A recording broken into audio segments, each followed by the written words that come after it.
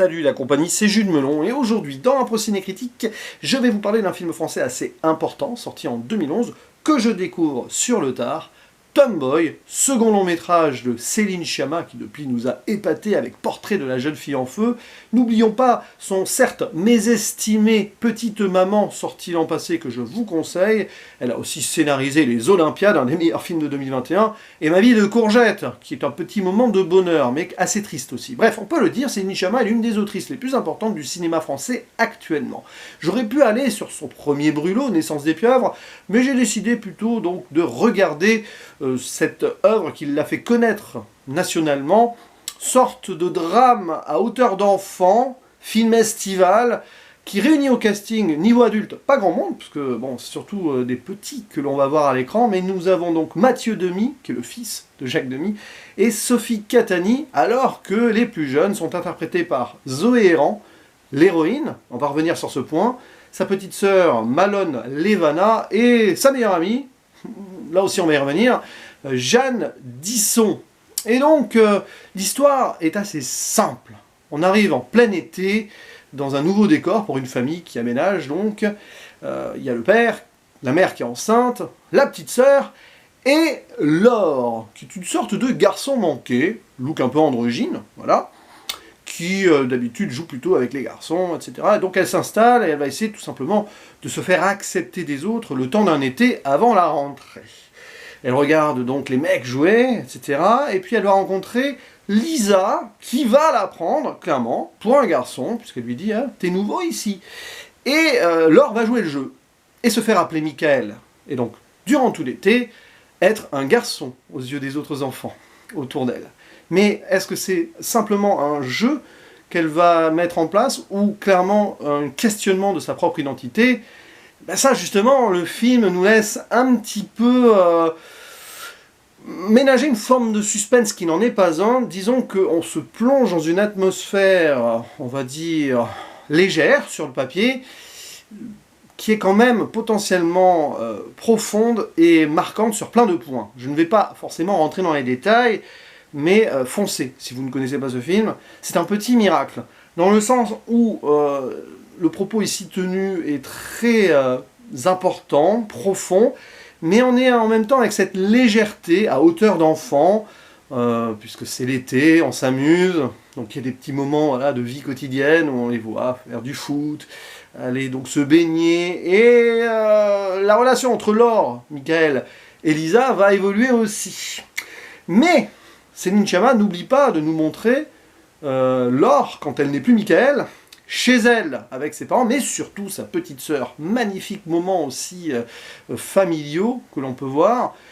Et alors, c'est ça qui est assez fort avec ce film, c'est que donc, du point de vue de cette préadolescente, elle doit avoir 11 ans, puisqu'elle va rentrer en CM2 normalement, à la rentrée. Donc bon.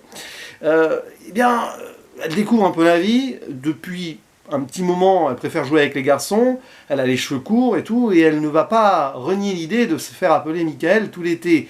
Et c'est là que la construction d'une personne se fait, au-delà même donc des stéréotypes de genre qu'on peut avoir. Et Céline Sciamma joue parfaitement là-dessus, puisqu'elle arque beaucoup sa colorimétrie sur le bleu et le rouge, ou rose, mais plutôt rouge. Donc vous savez, ces différences qu'on pourrait faire entre les garçons, le bleu, tout prix, et le rouge, le rose pour les filles. Et là, il y a tout un jeu, voilà, un jeu assez subtil là-dessus.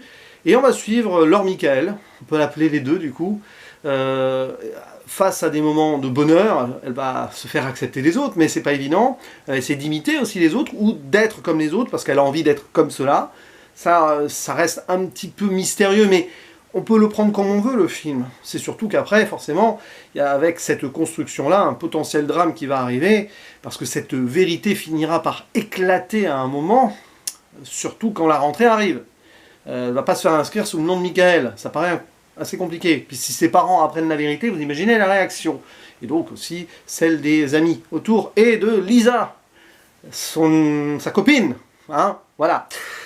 Et c'est assez bouleversant. Parce que justement, on ne va jamais aller trop, vous savez, dans le voyeurisme. On reste avec une certaine pudeur, malgré quelques scènes assez, on va dire, entre guillemets, osées d'une certaine manière, mais qui prennent totalement leur place dans la narration. À un moment, elle sort du bain, et elle va se regarder dans la glace aussi, plus tard.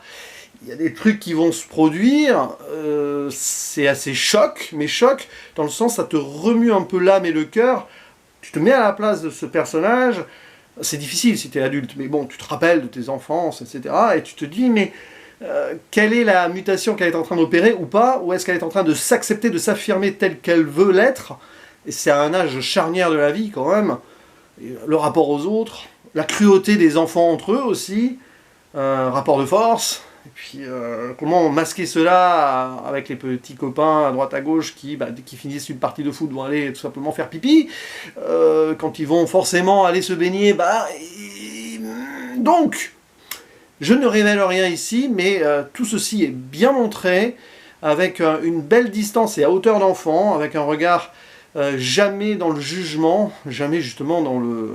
Voilà, ce qu'on pourrait imaginer, le pervers, etc. Loin de là. Bravo de Céline Sciamma, parce que pour un sujet comme ça, ce n'est pas évident.